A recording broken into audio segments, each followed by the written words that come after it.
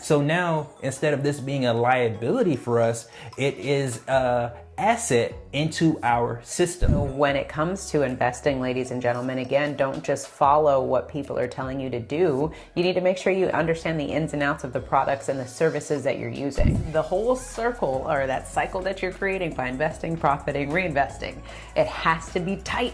And you got to be disciplined to make sure that you have it in place. And when we understand debt and how we can position ourselves, we can really put ourselves in a position to make a lot of money.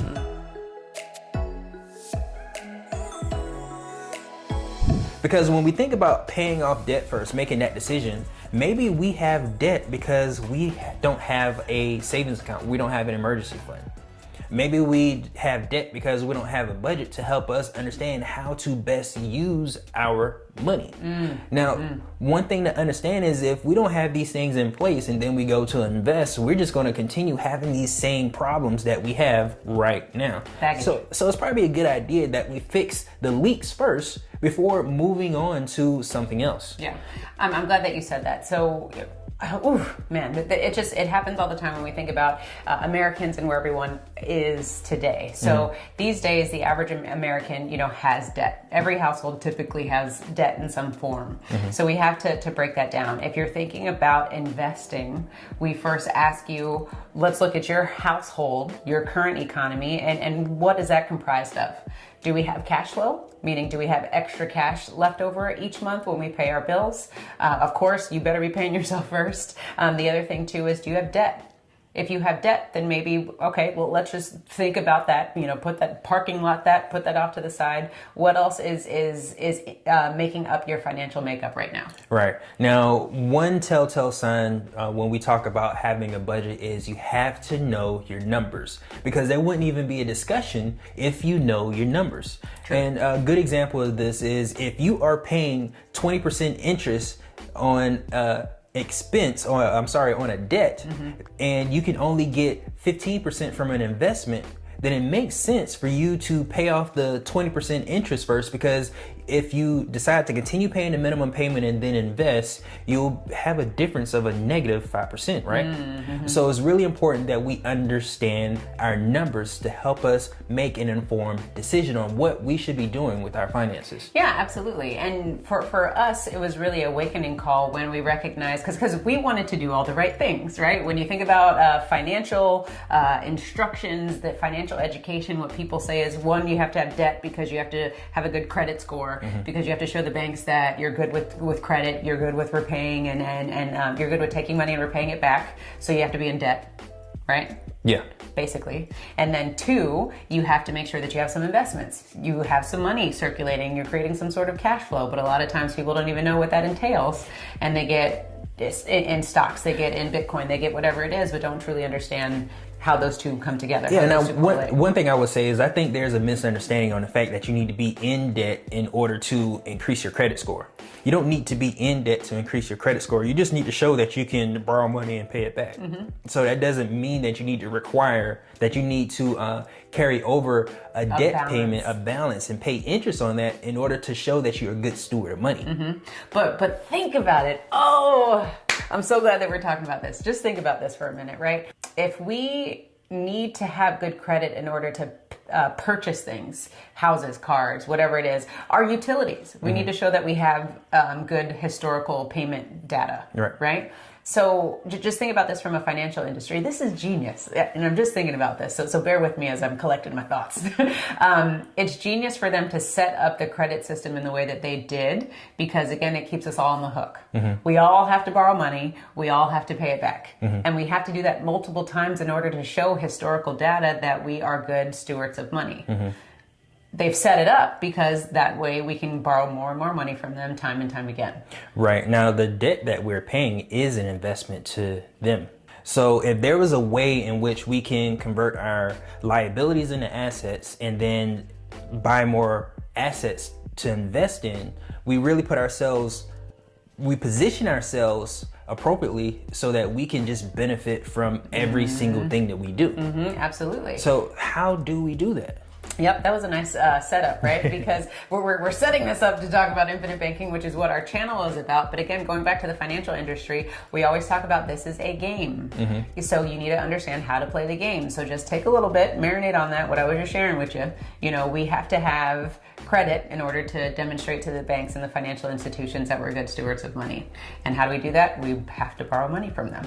Right. Now, you mentioned the fact that this is a game. Yeah. Now, you know, I used to play video games, and I know that there are they used to be like magazines that you can buy that offer you walkthroughs. Show you shortcuts and stuff. Shortcuts and different things. Yeah. That is still being offered. Now, most of us just go through the game and figure it out along the way. But there are also shortcuts, magazines that you can buy in which show you how to best play this game. Or YouTube University. Or YouTube University. But at the end of the day, there are cheat codes and there are walkthroughs for every single game that we play. So are you trying to find those walkthroughs to help you get from point A to point B? Because that will eliminate the discussion of whether or not you should pay off debt first or invest. Yeah, as you were saying that, I'm thinking of like playing Super Mario Brothers. And you know, you can either run on the land the whole time, or you can jump up in the sky and there are all these like secret back doors hidden behind the clouds. They're there the whole time. You just got to know that it's there. Right. Yeah, 100%. I felt like I was onto something. You know that it's there the whole time, but you just don't know that it's there. Man, it's crazy. It's crazy. That's life. That's life. That's a good example of what we about this financial game.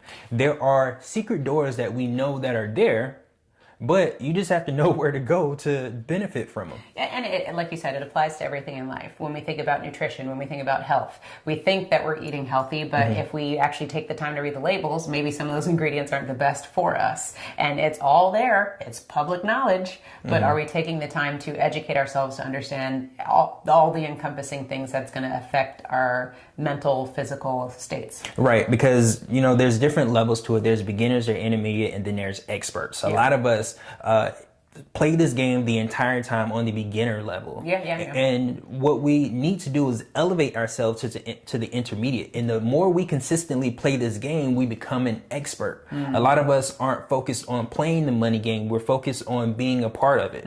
We're focused on, doing our job so that we can earn time in the place of money.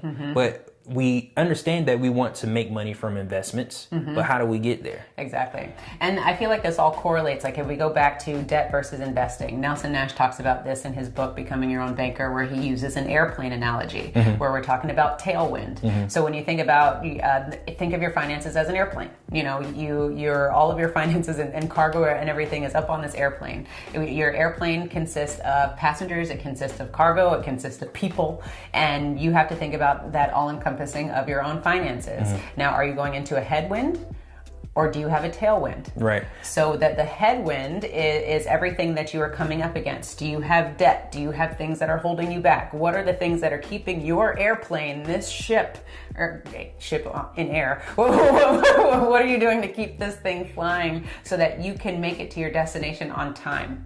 Or even to the right destination, because with the appropriate tailwind, you could be trying to get one place and end up something else, someplace else. Headwind. Headwind can distract you. Headwind can move you off your course or your destination. Exactly. So when we think about debt, is your airplane getting pushed up against debt? Is it getting pushed up against your mindset? Are you holding this plane back from being able to get to its destination?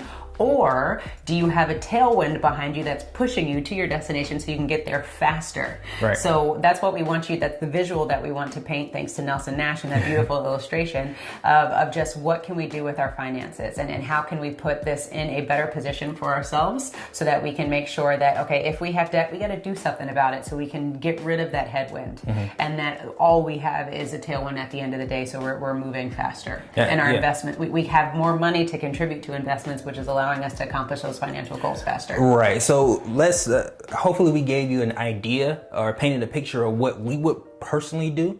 But did we say it? I don't think we said it. We said it, but let's better illustrate it. Okay. So us personally, what we decided to do with our finances is we had additional funds that we were able to save, additional cash flow. So we created an emergency fund first so that it can prevent us from getting into more debt than we already had. Totally. And with those funds, what we did is we started depositing that into our own banking system. Yes. And when we say banking system, we're depositing into our storage facility. Instead of a bank, we're depositing this money into a whole life insurance policy.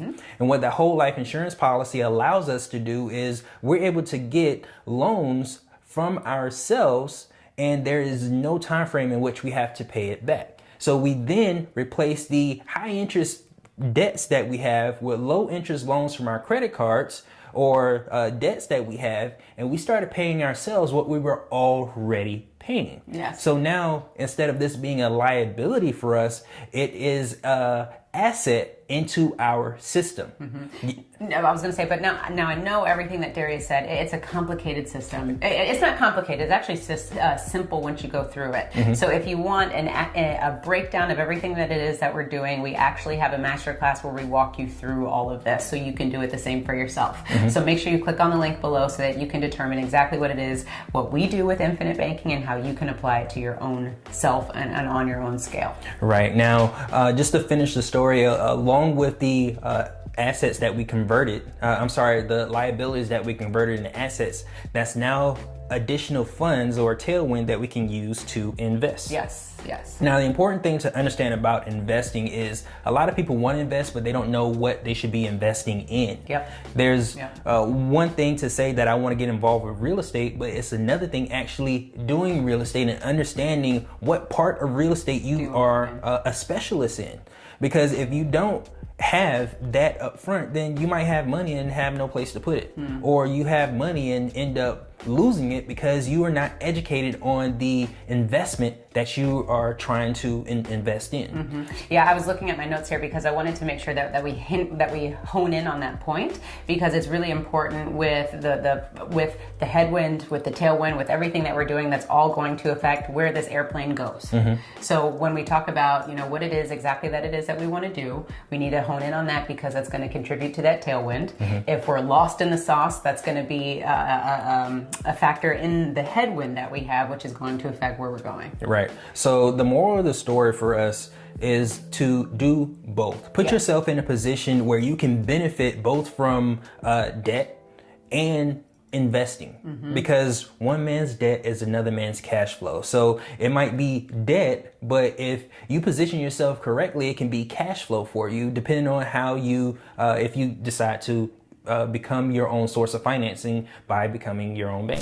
Now, to wrap up this point where we are, I want to make sure that we mention exactly what it is that we would do, because we implied it, but we didn't say it. We'd pay off debt and then we would invest, because we know that that's going to the money that's going towards debt. Once that's done, it's going to allow us to take this lump sum of money over to in whatever it is that we're investing, so that we can continue to cash flow more aggressively. Right. And as we are paying off our debt, we're going to gain knowledge and more clarity on what we're going to be investing in to ensure that we are making money. Exactly. Now, through all of this process, we're creating our own banking system, which is allowing us to control all of the funds that are moving in and out of our bank accounts, in and out of whatever streams of income we have going on. And the whole point of this is control. Because when you invest, you need to make sure that you are controlling whatever it is that you're investing, because that's where people tend to get into trouble, is they have no control.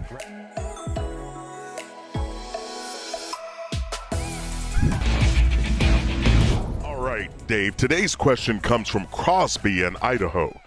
He says, why do you recommend only 15% of your household income to be invested? If I can do more, should I? So looking at this, Crosby, I would take a stab at this, Dave. You get 15%. What you're wanting to do is to get started and allow compound interest to start moving for you. However, you're still going to be doing some other things. For example, we invested, baby step 4, 15%. You're still going to be saving for college, and you're going to be tack and pay off the house. Now, Crosby, once you attack and pay off the house, you definitely can invest more than 15% because you freed up that income, that payment from going to the mortgage. Beat you to it. So you go ahead and start. So one very important thing that Mr. Hogan said on this is the fact that you free up money to invest more. So for example, you're going through the first baby steps where you free yourself of third-party debt, your credit cards and all those debts of that nature. You have more cash that you can invest so that you can have compounding work for you. And that's really important to understand, because when we think of compounding, that's something that's not going to happen overnight. No. And I think a lot of times people look for the biggest investments that they can make, where they can make money right now. But one important thing that he said is compounding. Compounding takes time for it to work in your favor. Yeah, and I'd even take a huge step back from even all of that.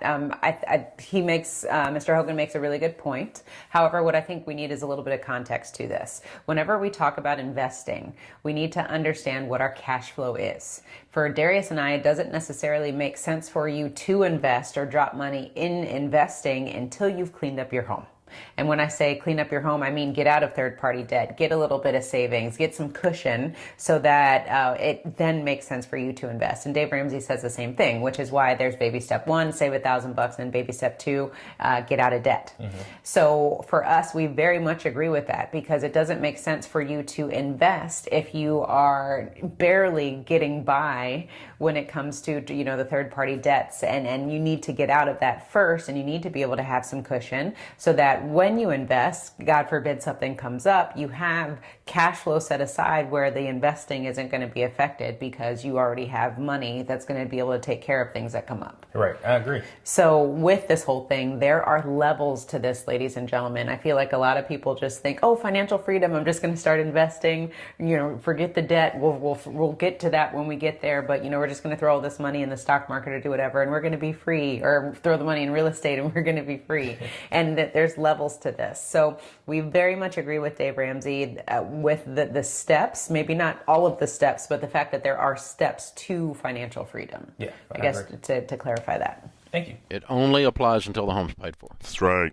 And once your home is paid off, then you've got a lot more cash flow and you can do other stuff. Wide open spaces. Now, let me interject really quickly there, because one thing, Dave Ramsey is a really, really big advocate of paying your house off. And we are not saying don't pay your house off. We think that there is levels to that as well. So we actually disagree with Dave Ramsey as far as throwing all of your hard-earned money at the mortgage. We would actually prefer that you take that money and invest it once you get out of the debt. Well, why if that is makes that? sense.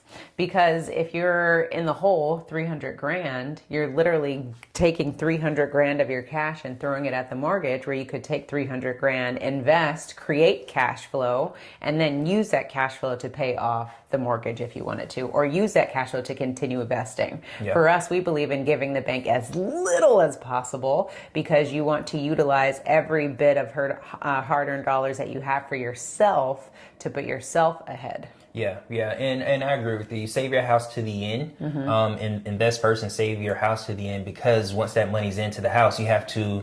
You can't do anything with it. You can't do anything with it. You have to ask for a HELOC from the bank if you want to use that money again. So let's use the money to invest so that it can make us money, and then if we put it in the house, it's locked into the house, and we can't use that money to invest if it's in the house. You can't do anything with it. And go ahead and check out this video where we break that concept down even further, because we have a whole video on why we don't think you should pay your mortgage off just yet. Again, yes, pay it off, but not just yet. There's a few things that we want you to do first. And like Darius said, you can't spend equity. No, you can't. So we need to make sure that you are bringing in gobs and gobs of money home, as you say, gobs. That's Darius's word. Bring home all the bags of cash that you can, and then once you have all that cash sitting, then decide, okay, maybe it makes sense to pay off my mortgage. I agree. Obviously, you could do 12% and put more towards the mortgage. You could do 17% and put less towards the mortgage. So why 15%? Is it magical? No. Right. It's not magical. It's not a magic number. But we did, when we were designing the baby steps, we learned the baby steps from working with people over the years. We finally said, we first used to tell people just stop doing everything, get out of debt. Then we developed, people kept having, the tire would blow out, the alternator go out on their car, the kid would get sick, and it's $200 at the pediatrician, and they didn't have any money because they paid it all on the debt. Right. So then baby step 1 was born. So before you get out of debt, have $1,000. So you got a little starter cushion. So it was born. These steps evolved. Right. We didn't just make them up in a room. Right. They evolved in 30 years of coaching and counseling people. So once we got out of debt and got the emergency fund in place, then we said, okay, what number in the budget, with the average household income is $59,000 in America, but if you're making $32,000, the number still works. And if you're making $232,000, the number still works. What percentage allows you to have money left beyond that percentage? That's a big, healthy percentage. Right. But beyond that, you'd have money left for college savings, and beyond that, money left to begin to pay off your home earlier. So let's interject too, because I think we're missing one big thing that Dave Ramsey talks about is this 15% he's saying to invest it in a retirement account, right? Mm-hmm. I don't think he said to invest in a retirement account. Well, at least from what we know with baby steps, it was always put it into our 401k. Okay. Or into our IRA. Okay. So, and knowing that that's what Dave Ramsey is about, I think that's another thing that we need to address. Yes, he doesn't say in this video, but we know from historical and what we've done that it's typically in a retirement account. Okay. So the other thing to note is when you're putting your money into a retirement account, we need to talk about how are you accessing money? How is that money growing? How is your savings going to be affected or impacted? Mm-hmm. So when it comes to investing, ladies and gentlemen, again, don't just follow what people are telling you to do. You need to make sure you understand the ins and outs of the products and the services that you're using. Mm-hmm. So when you're putting 15% into a 401k or an IRA or whatever it is, do you understand the implications in which that and how that all involves? We know that with 401ks and IRAs, any retirement program really, you are capped at how much you can contribute on an annual basis. You know, if you want to access the money, there's tax implications there. So again, make sure that you understand, if I'm going to take 15% of my income, how is this going to be affected in the latter years or whatever it is when it comes time for me to cash this out, or even just tomorrow if you need some money. Yeah, 100% invest in what you can control. When you invest into, let's say, real estate, for example, invest where you have control of the mortgage or the deed to the house. Yeah. So one thing when it comes to like real estate or mortgages, one thing I really think you should do is own the properties that you use for your cash flow. Own those properties. Where you live, don't own where you live. You basically want to pay the minimum amount so that you can use the other funds to cash flow and buy properties so that you can control those assets yourself. And even if you get into something like mobile homes, you own the deed to those houses as you create notes for them, for example. You control where your money goes. When you put it into a 401k, you can control that it goes into a 401k, but once it's in there, the people that are managing those funds make more money from your investment than you do. So make sure that you control your funds yourself. Yeah, and that's why I wanted to stop and make this point, because yes, you should invest a certain percentage of your income. And for me, I'm going to say whatever percentage you're comfortable with once you've paid off your debt and once you have some savings, some money set aside so that you can then invest comfortably and not have to worry about things coming up and how are you going to financially be able to afford them. Mm-hmm. So when it comes to investing, we think that you should put as much money as you possibly can into investing because it's all about creating cash flow. Invest as much as you can so you can bring back as much as you can. Now, with that, to the point, you need to make sure that you're putting your money in avenues in which you are in control. With retirement accounts, you're not in any control and you're very dependent on what the account rep is doing, what the market is doing, and you can't control any of that, which makes it really risky, and why a lot of people these days are losing their retirement accounts, that they're losing their life savings because it's locked away in an account that they can't touch or they can't control. Yeah, and it's all about timing, but the thing is, like for us right now, we're in our 30s. When we go to retire, let's say we put our money into a retirement account, we don't know what is going on 30 years from now, because we could be retiring at a point where things are doing really good, mm-hmm. or we could be retiring at a point where things are doing really bad, and it wouldn't make sense for us to retire at that time. No. And the other thing that I really want to make sure that this is leading into, like, the retirement accounts, to make sure we all are on one accord. With a retirement account, you're basically creating something called a nest egg, right? So you're taking all of your money and you're putting it in this nice little nest egg, and then when you turn 60 years old, we're going to cash out, we're going to hold on to this nest egg. The problem with creating a nest egg is there's no cash flow.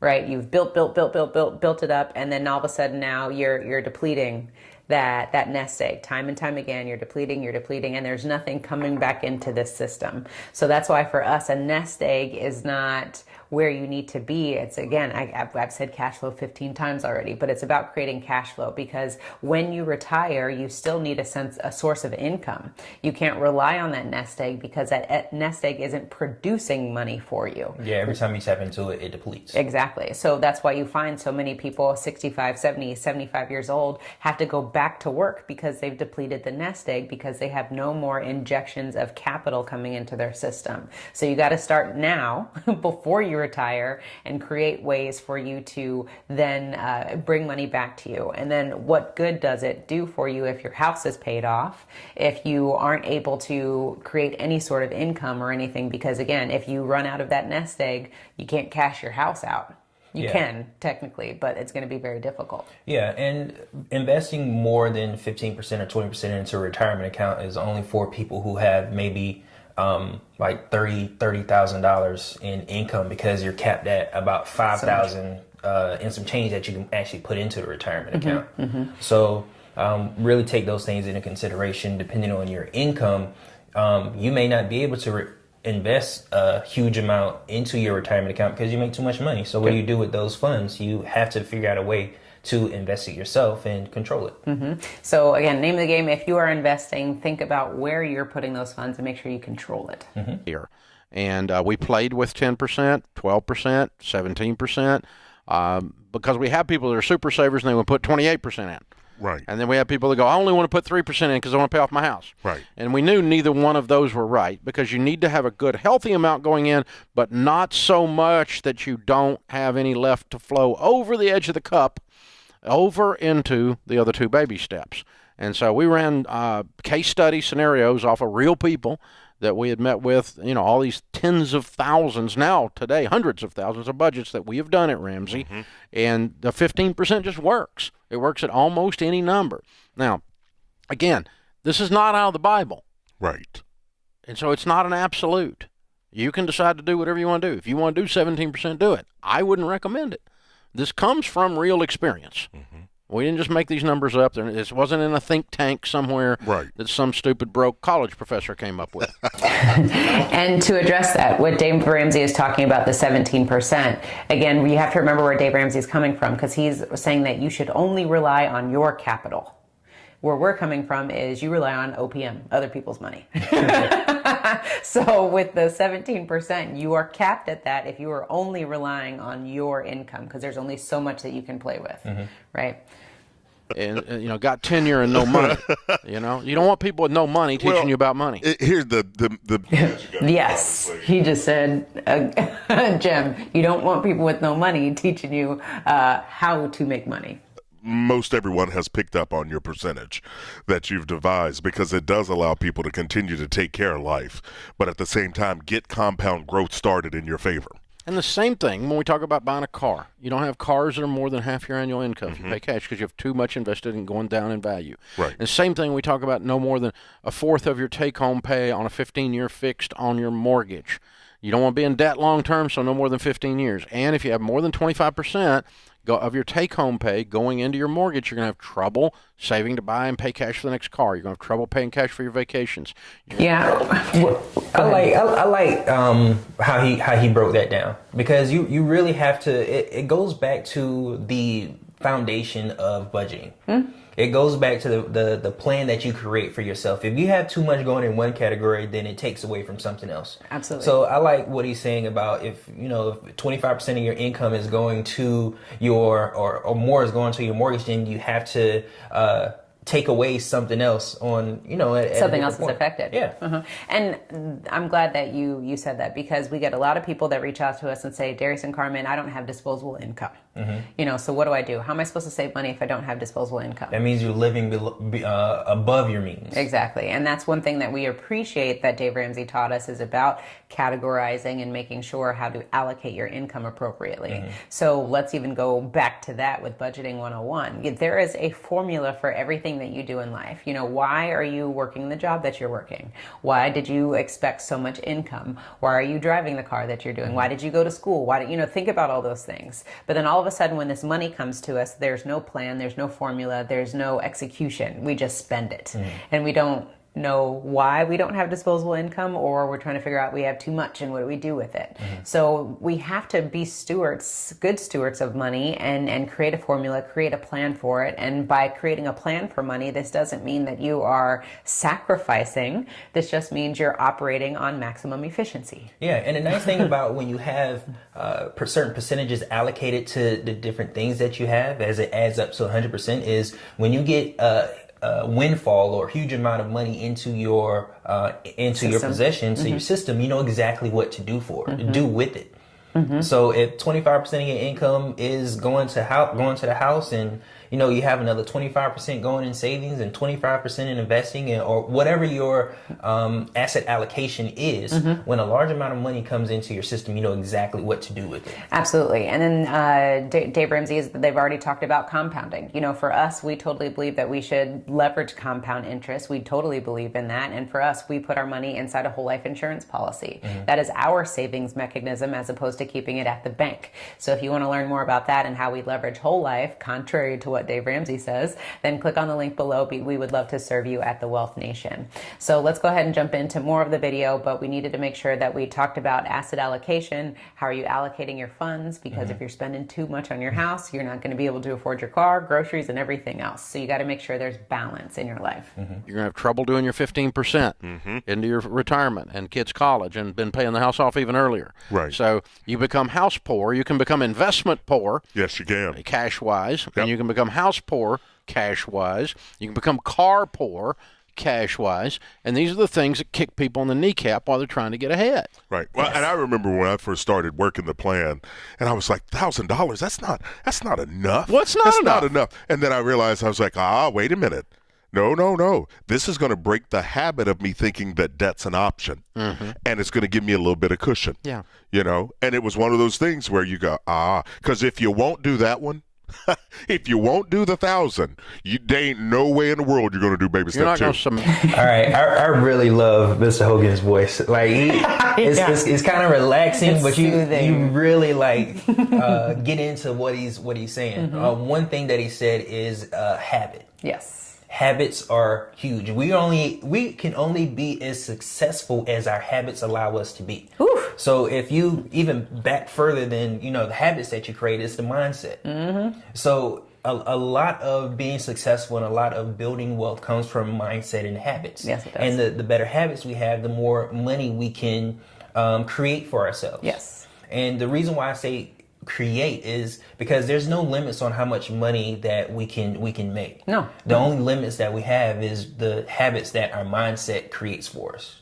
Ooh. Right? One more time. The only limits we have are based on our mindset. The mindset that we have. So that was beautiful. He said a mouthful when he said making sure that we have good habits, good financial habits, because that's what allows us to be successful. Not what anybody else is doing, not what anybody suggests that you do to make money, not anything Dave says or Ms. Hogan says or Carmen says or Darius says. It's all about the habits in which you have or even the foundation mindset that you have that allows you to create the success that you want to create for yourself. Gems, love it. Gems. The other thing that I would say too is what Mr. Hogan said, that when you save $1,000, and again for us $1,000, it's not a ton of money when you think about things that come up. That might take your whole emergency fund away per Dave Ramsey's standards. What I would say when he was like, it allows you to create a cushion so that debt is not an option. So debt is not an option. I can't tell. You remember the first time that we had we were starting the Dave Ramsey program, and we had $1,000 saved, and it was like your tire blew out. Like it was something we needed the money for a car. It was your car specifically. It was something simple. Yeah, and it was like so much freedom to know that. we have cash in the bank that we can use to allocate this money for, and that we don't have to go into debt. We don't have to use our credit cards to make this situation happen so that you could get to work to the next day. Yeah. Like, that was so freeing to realize it. And then we quickly built it back up because we recognized the importance of having money set aside and how valuable it is. And that's when our mindset started to change and really focus on Totally shifted. Having allocation of funds, having make sure that we come together and we're on the same page, because that really changed the game for us. Yeah. The fact that we didn't have to go into debt to fix a problem. It was a small problem, but we didn't have to go in debt to do it. Yeah. And the reason why I bring this up is because 50% of Americans cannot afford emergencies, things that come up. And that's $1,000. Yeah. That's $1,000 emergency. Yeah, and what do? We have to swipe our credit cards, which what happens now, it puts us further back in the hole, because now we have to figure out how we're going to pay this credit card off, if it's high interest, if it's not, whatever it is. We now are on the hook for money owed to somebody else, which now kind of, not that it totally derails us, but it takes the focus away from the plan that we have in place. Right. So the $1,000 or whatever it is that you decide that you're putting away, commit to it and keep it there, because what we're trying to all teach everyone is to get away from consumer debt. For us, we talk about owning our own lifestyle. We are owning our own debt. Once we pay off the debt, but now we're treating ourselves the same way that a bank would, and we're going to pay ourselves back all of that principal and interest. Yeah. So we can take back ownership of all of the financing things that we have within our lifestyle. Yeah, one man's debt is another man's cash flow. So if we can control the debt, then we can control the cash flow. Amen. Submit yourself to a plan. You're not going to submit yourself to a plan. That's But right. you know what was happening, Chris, and this is in the early days of Financial Peace University, before there was baby steps. I mean, I was teaching this stuff, and I'm teaching it in class, and we're sitting in there having the small groups. And what would happen is that somebody would have that was really earnest. They really had an I've had it moment. They really were ready to change. They really wanted to get out of debt, and they're really game on. And they're charging the gates of hell with a water pistol. Here we go, baby. Let's get going. Game on. Let's bust this thing. Braveheart this thing, right? Let's go. And they go down there about 3 months, and they're busting into this thing, and their emotional energy is starting to run a little bit low, but they are making progress. And then that alternator would go out, or that tires, brakes would go out on the car or something. A kid would get sick, some little thing. Yeah. And it really didn't ruin their plan, the fact that they pulled out an old credit card and went and bought tires, but it ruined the psychology for them. Yeah. Because they felt dirty. They felt like a drunk that had gone and got somebody that was Relapse. alcoholic that had been dry for 90 days and then went and got drunk. Right. They felt dirty. And so they'd quit. So the $1,000 isn't about you and about never using a credit card again. It's about the feeling that you went back to the old ways. The Proverbs talks about a dog returning to its vomit. And it's how it feels. You wake up and you go, man, and you just feel like a dog. You feel awful because you failed. And you really didn't. Right. It's $200 on a credit card. Right. Guy's got $42,000 on his credit cards. Right. But The $200 didn't really keep him from winning. That's right. But the fact that he fell off the wagon did, and the $1,000, that's all the $1,000 is for. It has nothing to do with the actual math. Right. In addition to that, I'd like to piggyback off of what Dave said. I think I totally agree with what he said. Darius and I are big preachers of pay yourself first. And again, the $1,000 is just a number, and pay yourself first is just a saying, right? But for us, the whole reason why we say this is because your savings account, the money that you have set aside, determines how much respect you have for yourself and the money that you make. That was good, wasn't it? Yeah, it was good. Give me some. I felt it. But anyways, I felt compelled to say that because your bank account, again, determines the amount of respect that you have for money and for yourself. Paying yourself first does, not necessarily your bank account. Correct. Paying yourself first, the action of doing it. Yeah. And I say that because there were days where we didn't have any money. We didn't have any savings. And that completely was a reflection of where we were in our financial journey. We didn't have direction. And maybe that ignorance. We could blame it on ignorance, but really, no, you can't blame anything on ignorance. You have to blame it on the fact that you're not taking action. Yeah. And don't ever let the lack of education be a reason why you don't do something. Right. So you need to make sure that if you need to be paying yourself first, whatever it is. I don't care if it's $20, $50, $1,000 a month. You need to be disciplined to do that, because we get so many people that come to us, Wealth Nation, we want to do infinite banking. We want to do this. And we're like, how much money do you have in your savings? And they don't have any money. We're like, oh, what are you going to do? We can't help you. We would love to help you, but you first have to have the discipline in place. And with us, we see the reflection of people who are going to really take charge and do this because they're already savers. They're already good stewards of money and understand the power of paying themselves first. Yeah. And one thing I would say is the fact that, it's hard to get off the wagon, because you basically have to be a good steward of money almost in a silo. Because as soon as you leave your house, you're surrounded by, or not even leaving your house, when you turn on YouTube, when you turn on the TV, you're bombarded with marketing on how to get in debt. When you, driving down the street, you're listening to the radio, or you're listening to satellite radio, and you're bombarded with ways for you to get in debt. The, street signs are saying to get in debt. Buy this. Yeah, if you have a car and there's a newer model that you see on the street, you want that new car. And it's because we're conditioned. Is that conditioning? Well, we have really been trained to spend our money. Yeah. Even when we talk about the economy, the economy is based on how much money we spend and how much we can get into debt, how much we can put back into it. Yeah. It's not a reflection on how well Americans are doing with managing their funds. It's how well we can spend money. So it's really hard to, change your mindset or change your financial habits, because you're surrounded by the negative of that, of giving away your money. Giving it away. Yeah, absolutely. And that's, again, why we go back to the $1,000, pay yourself first, whatever it is. You have to be disciplined and make that happen, because that's the only way that you're going to start to make those steps towards that financial freedom. You can't skip the foundation. Yeah. You can't build a house on sand and expect to be there for a long period of time. Right. That sand's going to keep on moving. So you got to make sure, again, that we're building a house that is built on concrete and it ain't moving anywhere. And that is first going to start with the foundation that you set, which is paying yourself first,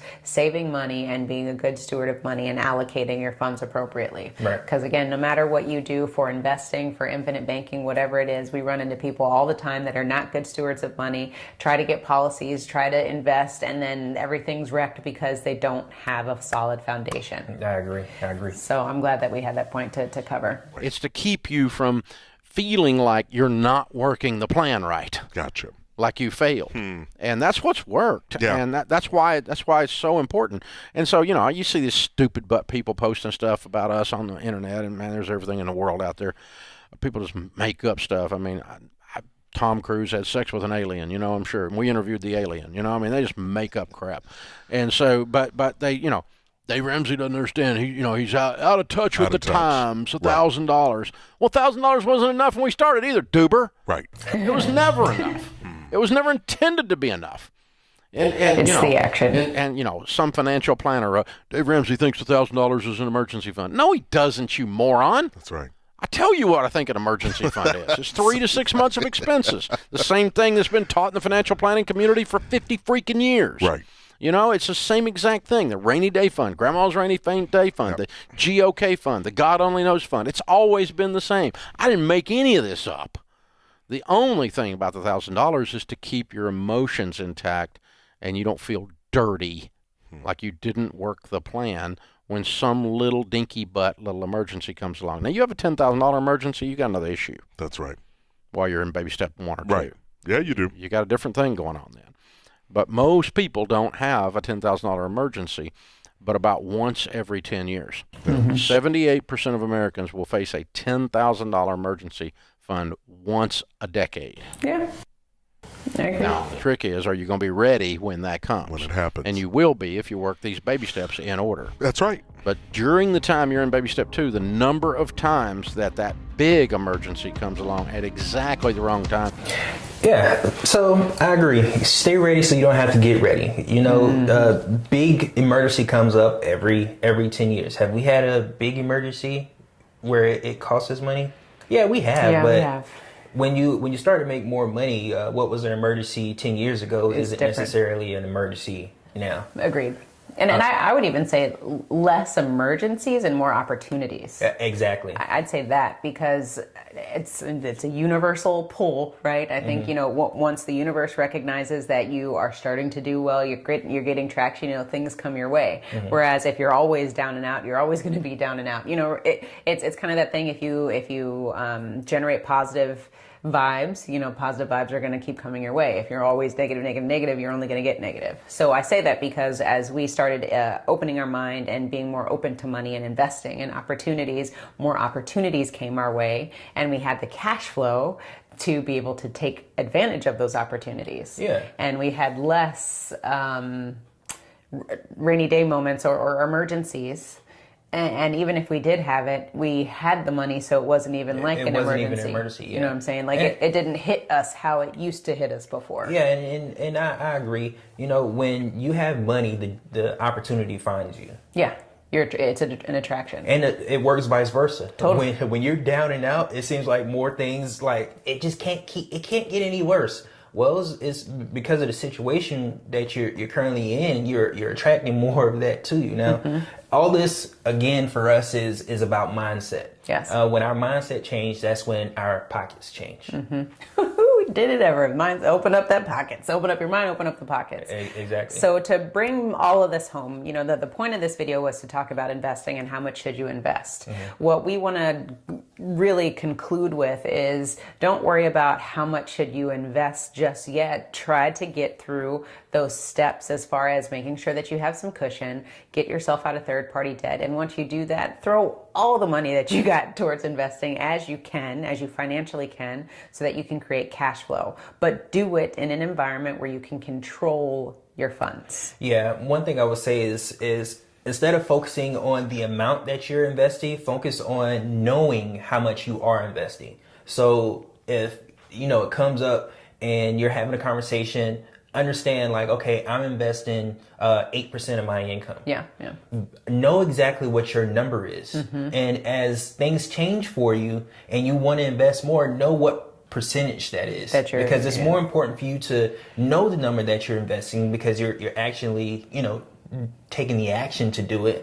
But as you want to increase, know how much you want to increase by. You can set goals according to the numbers that you already have in place. Totally. So if you invest 10,000 here or you invest 10,000 there, then you got to make sure you understand, you know, how much cash flow you're getting, what is your return on that investment, so that you can pool those funds to then get investment number 3 or whatever it is. Yeah, and I 100% agree that you should focus on knowing your number rather than the percentage that you're investing. Knowing your number allows you to establish goals and set tasks associated with increasing that number or decreasing that number. The most important thing for you to understand is, what is your number? The 15% example is just a reflection of how much money that you're already investing. That's a lag measure. Something that happens after the fact. You need to understand what happens before that to get to that point. So focus on how much money you are investing at the time, know your numbers, and then create a plan to increase those numbers to a certain amount, so that you can have tasks and milestones associated with getting that number up, if that's what you want to do. Exactly. And then once all those investments are cash flowing, use that money to pay off your house.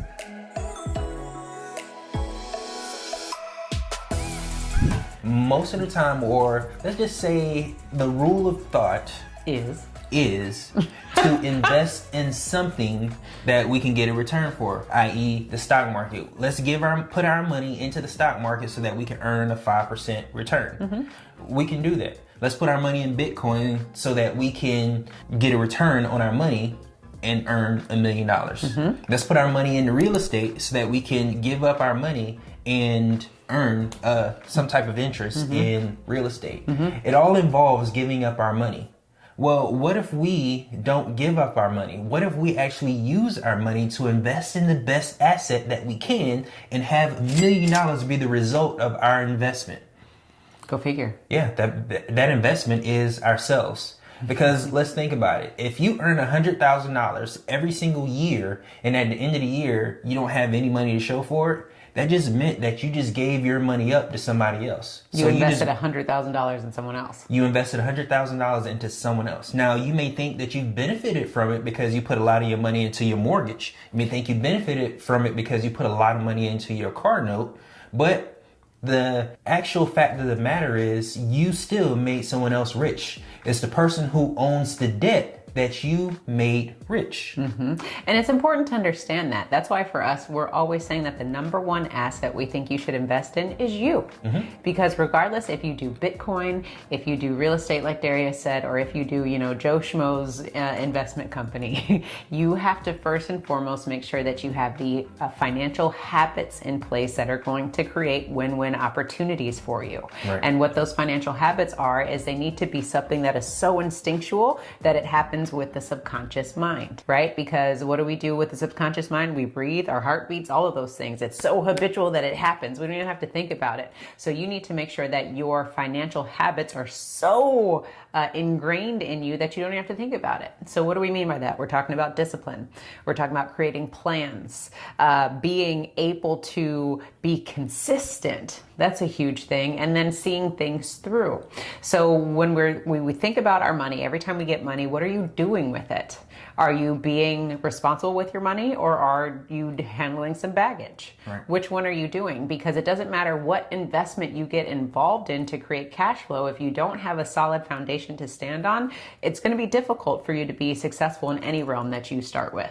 Right, because it makes no sense for you to earn 10% in your investment and pay 15% on a credit card because you are losing 5% interest in that scenario. And the reason why I want to bring up the interest is because interest is the key to becoming a multimillionaire. Now, remember, watch until the very end. We're actually going to show you the numbers on how you can achieve this. But first and foremost, we need to make sure that we're on the same page, folks. And that is regardless of the $500 that we say that you can invest in order to create $1 million. Again, you got to bring some solid foundations to the table. Right. Because when we give up, let's say if we invest our money into the stock market, that money has to continuously sit there and grow and we can't touch it. So what type of habits do we have in place so that we can continue to put money in some place and see the rewards from it in the future? Totally. Are we disciplined enough to leave that money sitting there so that it can compound? Can we commit? Can we commit? Can we commit to benefiting from compound interest? Because here's the thing, if you've seen some of our old videos, compound interest, it has to sit there and you have to be disciplined enough to allow compound interest to work. And are you also easily influenced, right? Today, it might be something, tomorrow it might be something else, and next week it might be something else. So that's why, again, talking about the asset is you. What can you commit to? What can you be disciplined in? And what can you be consistent with? Because those who are successful possess these qualities. They can commit, they're disciplined, and they are consistent. Consistency is the key to this, and you can't be easily influenced in every which way, any shiny object that comes your way, because you have to be able to do the research and understand that you are being true to yourself and that this investment resonates with you. Not that it resonates with Darius or myself or the next person. It has to resonate with you because it's your money that's going up. Right. So if you want to become a multi-millionaire, you have to be disciplined in the sense of you can't be also giving up money. You can't also be paying debt. You can also be spending frivolously, because that affects your ability to also earn money on the back end. It goes against everything in your DNA when you are doing the opposite thing. I'm so glad you said that. That's a really good point, right? Because what I was just referring to was the money that you put up. Yeah, you can't make money spending money. Yeah, the money that you put up. Then the money that you make, what are you doing with it? That's a whole nother thing. So that's why we're talking about. And additionally, you need the discipline in place, because a lot of times we put money up, we're successful with it, we make money, and then we spend it. So what do we do with that investment in the first place? The whole circle, or that cycle that you're creating by investing, profiting, reinvesting, it has to be tight. and you got to be disciplined to make sure that you have it in place. Yeah, the success is 80% discipline. Most of it is discipline. It has nothing to do with the knowledge that you have for what you're investing in. It's mostly about discipline. Success comes to those who are consistent. And if we can't be consistent with what we're investing our time, our effort, and our money in, then becoming a millionaire would not be a byproduct that we will have. We'll have a different outcome that we may not be looking for. Totally. Now, the opposite of becoming a millionaire is being in debt, having negative funds. And 78% of us have negative funds available to us at the end of every single year. And that also comes from habits. Yeah. Now, for those people, or those of us who have negative at the end of the year, is because we have bad habits. Totally. We don't have discipline. We try to invest our money into a variety of different things and see what works. If this doesn't work, we'll stop and go someplace else. And what we're doing is we're spreading our money thin. There's a quote out there that says plan B distracts from A. Yeah. So go figure out what plan A is, be disciplined, commit to it, and create consistency around that instead of spreading yourself so thin. Right. Now, the significance of that is, let's think about a fist. When our fingers are separated and spread apart, we can't do any damage. But when we bring them together, we can strike a mighty punch. And it's the same thing with our finances. When we spread our money out, it doesn't have the same... It dilutes. It very much dilutes it. And it also makes it hard for us to understand where our funds are. Totally. Because if you take a look at some of your expenses, they may get out of hand where you say, okay, I'm spending $100 here, I'm spending $50 here, I'm spending $200 here. Because you're spending such small amounts, you're not looking at the big picture. So you have a misunderstanding of what your money's doing. Totally. But when you have a specialty in how you invest your money and how you spend your money, you know exactly what your money is doing, and you're able to do more with it because it is basically specialized. It's basically all in one place for you to be able to make logical decisions on how to move forward. And when you said that, it actually took me back to when we were knee deep in debt, and we were okay with it because we were spending $100 here, $50 there, $200 there. You know, when we thought about it, we were spreading out that money and not thinking about how that was going to affect things until we started to do the numbers and we added it up and recognized we were paying over $2,000 a month in debt.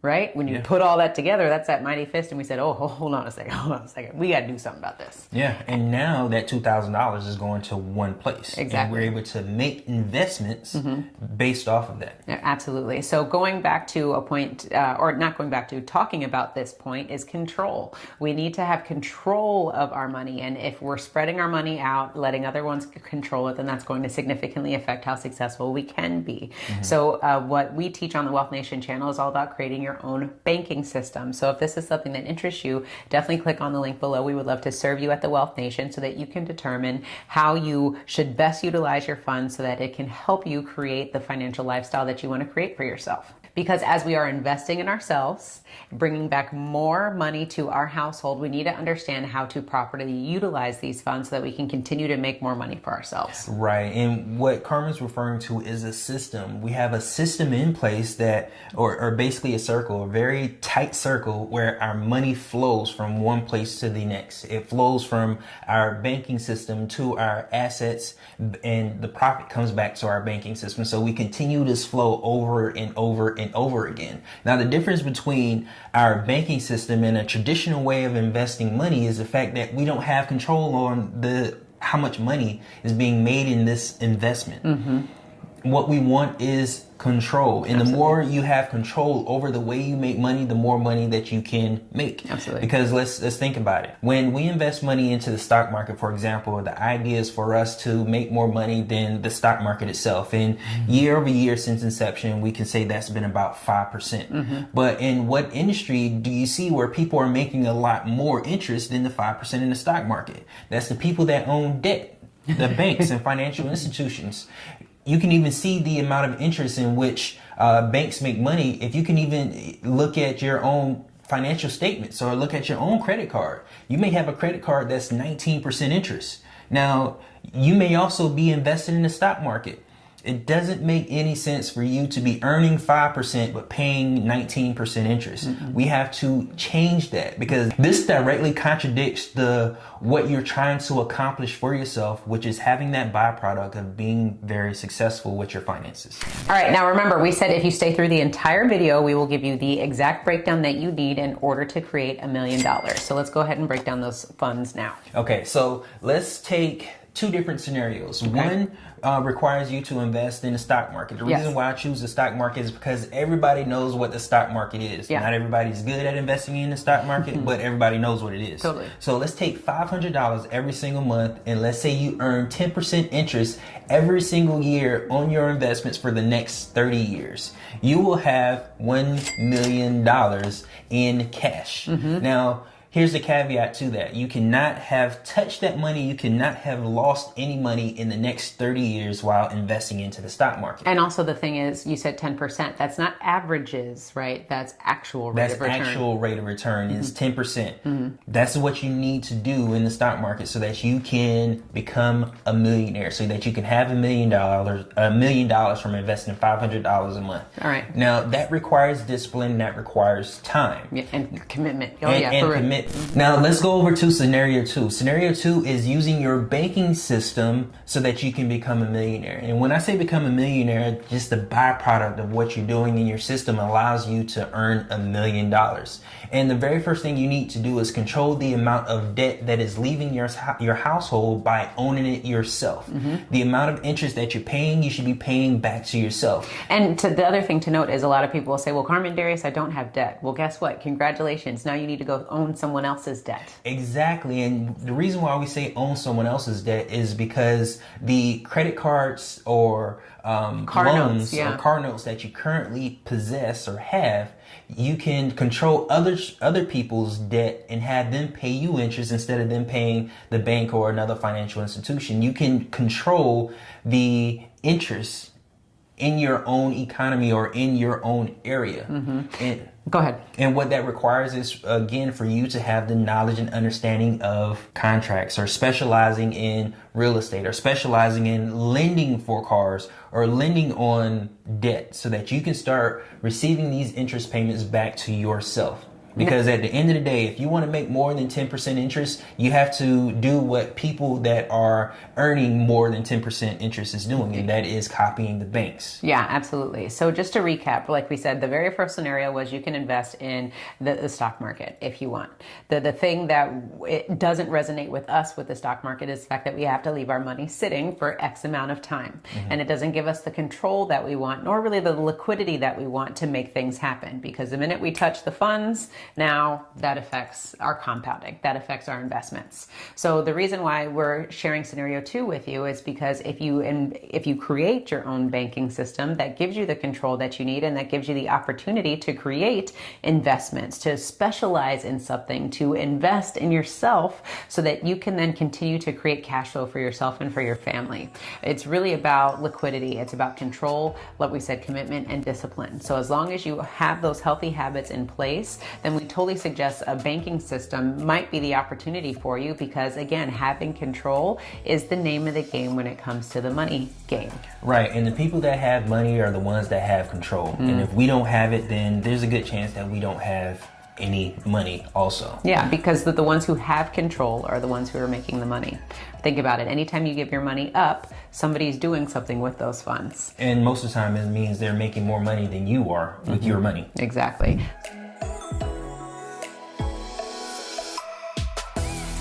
And what we're going to be discussing in this video is 3 investments that you can make so that you can never have to worry about money again.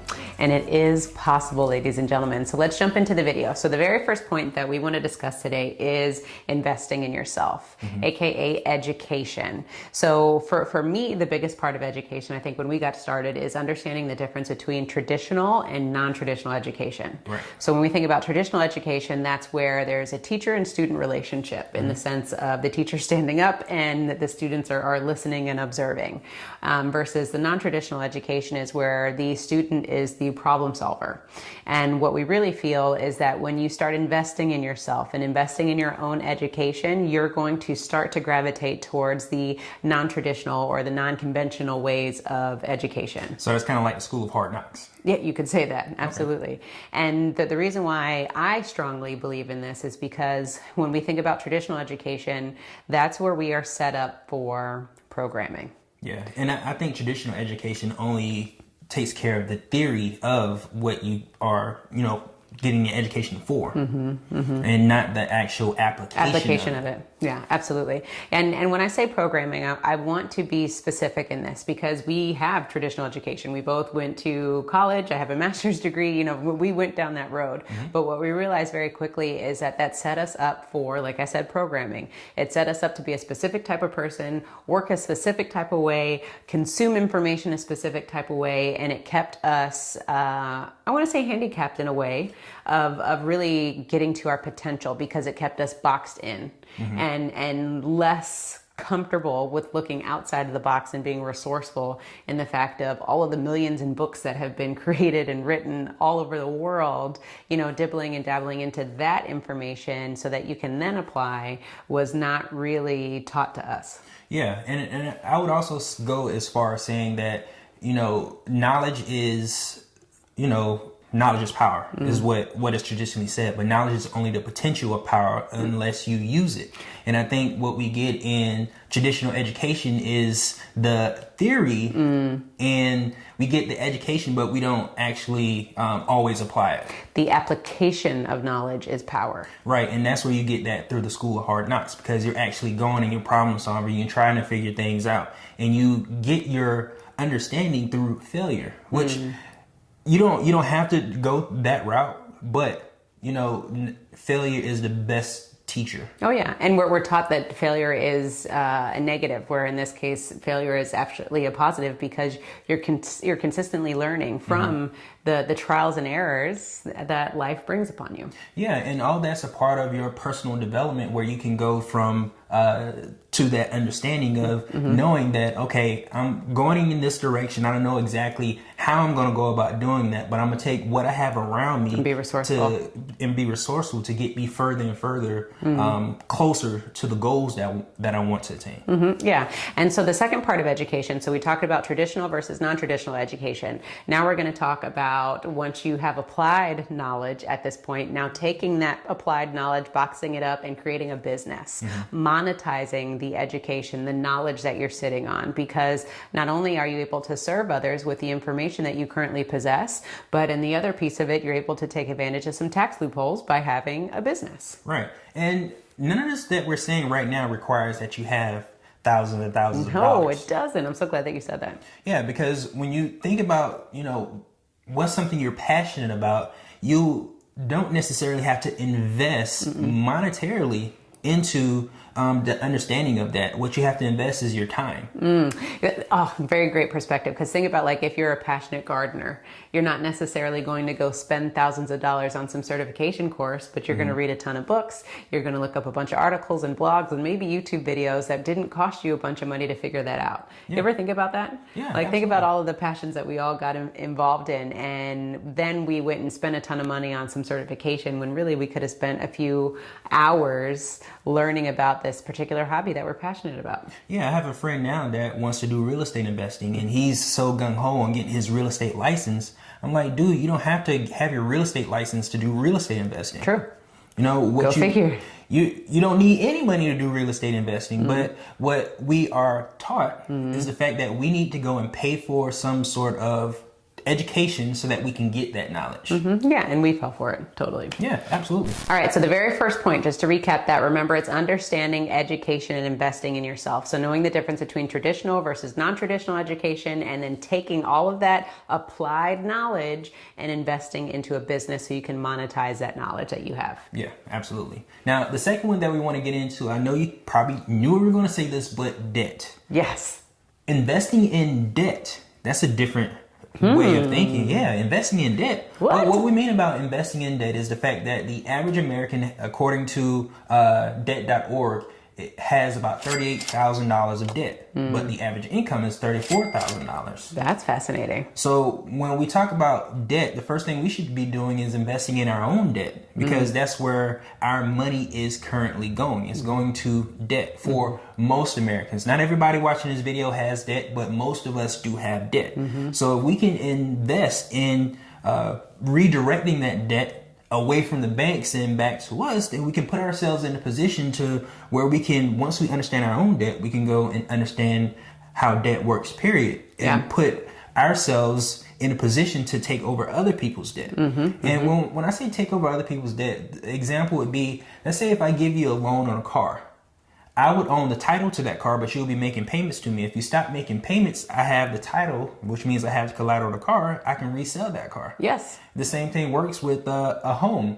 If I'm a real estate investor and I own the home, I have the title, but you're staying there and you're making payments and you miss a payment, I can foreclose on you and I can redo this. Start the process all over again. And when we understand debt and how we can position ourselves, we can really put ourselves in a position to make a lot of money. Yeah, and with exactly what you said, it's just about understanding how the banks work. That's something that we talk about all the time on the Wealth Nation channel, is understanding how the banks work. Because if they're the ones who have all the cash and have all the money, why not duplicate exactly what they're doing, but just on a smaller scale? Yeah, the secret to success is copying other successful people. Amen to that. So if anything, what we want you to understand is that to the banks, debt is an asset. But to us as consumers, debt is a liability. So which side of the equation do you want to be a part of?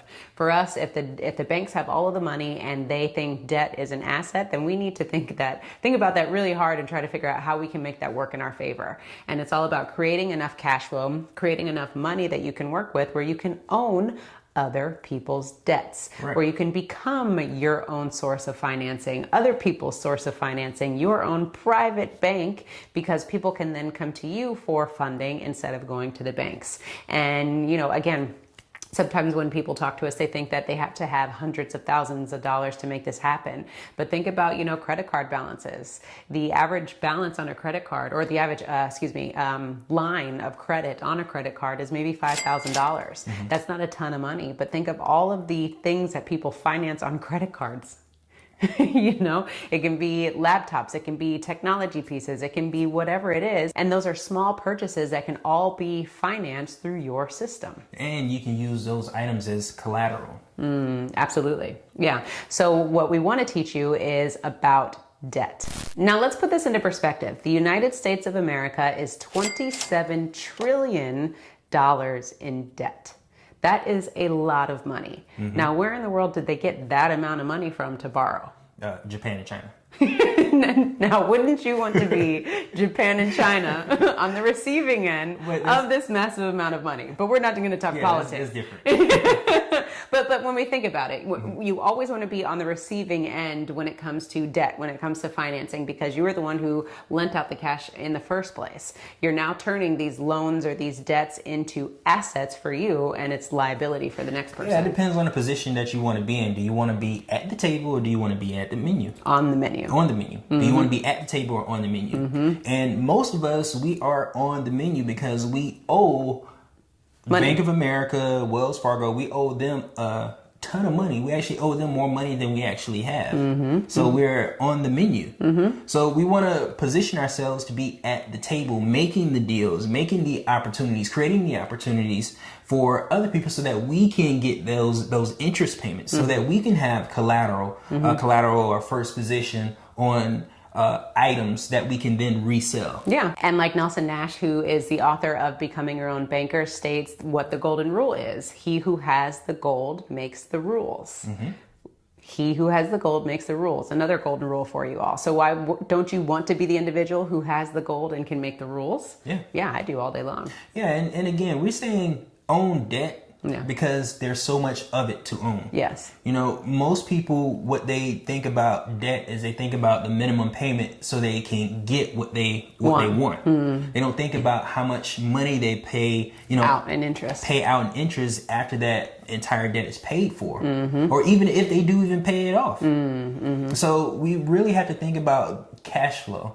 and the opportunity that debt presents to us. Yes. I'm so glad that you made that point, because from a consumer standpoint, they think about debt completely different than the person who lent them the money in the first place. So it's important that you take a moment and just think about the opportunities that you have to recover a lot of the money that is leaving your household or your friends and family's household. How many of your friends do you know have a credit card? How many friends do you know own a car, own a house? Could you be the owner of these items and collect the interest that is currently leaving those individuals' households? Yeah, and it may even be better if they're not your friends or your family, because I know some people have a hard time charging their friends and family interest. Yeah. But we have an understanding where anytime money is being moved within our family, we want to pay interest because that money stays within our family. Now, for those of you who do have an issue with it, what you can do is just make sure you have collateral, and the people that you do lend money to, make sure you understand that they are good payers. Yeah, good stewards of They're money. good stewards of money, because just think about what the banks do when they give a loan. You have to fill out this 13-page paper about your credit history and your payment history and all these things, so the banks can understand that you can pay their money back. We have to do our same diligence, our same due diligence, so that when we lend our money, we know we're going to get it back plus interest. Oh yeah, absolutely. But that's another thing to understand as far as personal development. Don't get into anything that you don't understand fully, because you can end up losing all of your money. Oh yeah, your shoes, your shirts, and your socks. So don't worry. So don't get involved in things that you do not understand. Like we said, going back to tip number 1, education. Make sure that you take time to invest in yourself and understand the things that you are getting into. Never give up control of investments or opportunities for you to make money, because nobody is going to care about your money more than you. And leave us a comment below on what are some things that you invest in where you think you will never have to worry about money again. Exactly. And also on the Wealth Nation channel, we always talk about creating your own private bank, what we just talked about in tip number 2. So if this is something that is interesting to you, then definitely click on the link below to watch our masterclass so that we can serve you. Yep. Now, point number 3 that we want to make is, it's very general, because what we want to say is to invest in something that produces cash flow. Yes. Now, for every person, that's different, because we all have different expertise. There's some people that are amazing with the stock market. There's some people that are amazing with Bitcoin. There's some people that are amazing with real estate. Yes. There's so many things that you can do to create cash flow for yourself. The most important thing you have to understand is you have to be a specialist in this particular idea or in this particular business. Like I said before, don't give up control of your money. You need to be the specialist. You need to educate yourself so that you can create the cash flow that you need and that you deserve. So with this tip that we're talking about, tip number 3 is all about understanding cash flow. Taking your money that you would be spending otherwise and in putting it in some sort of investment that's going to generate a return.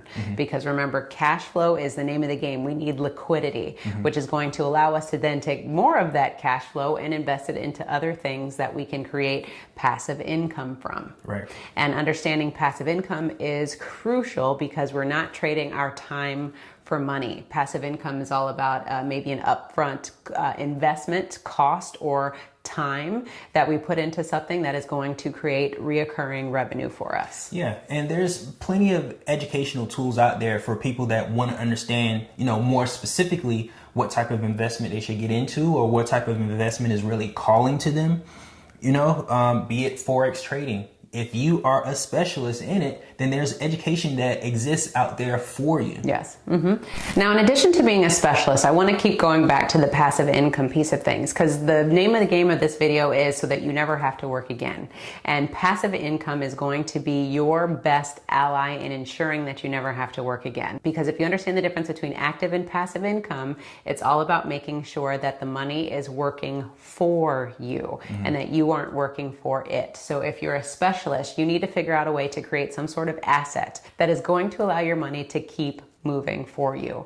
And the beautiful thing about the world that we live in these days is everything is digital. So are you able to create a digital asset, maybe 1, 2, or 7 digital assets that can sell themselves online so that you don't have to continue to work day in and day out? Right. Now, let's do this different and think about this in reverse. If you have the passive income, what's going to really deplete your passive income is if you have debt. Consumer debt. Now, the reason why you have consumer debt is because maybe you haven't done your personal development and understand the importance of really understanding debt. Educating yourself. Educating yourself. So if we can do these 3 things, then we will never have to worry about money again. So I love the fact that Darius worked his way back through the countdown that we just went through and showed you that one can't work without the other, which is why we started in the way in which we did, which is making sure that you invest in yourself with your education, taking it to the next level and monetizing that education by creating a business. Second point is all about owning debt, because that's what the banks do. So you need to go out and figure out how you can go start collecting on some debt yourself. At the bare minimum, own your own debt. Or someone else will, right? That's what we talk about all the time on our channel. And then third is about passive income, creating some sort of asset that's going to generate cash flow for you day in and day out. And that's what we really feel is the secret to being able to never having to work again. Stay educated, keep owning debt, and keep creating reoccurring income that is going to work for you. If you want to understand how you can own your own debt, then check out this next video where we talk about infinite banking and how it works. And go ahead and download our freebie, which will teach you 52 different ways that you can own your own debt so that you can start creating cash flow for yourself and your family. Remember to own your own lifestyle, or someone else will.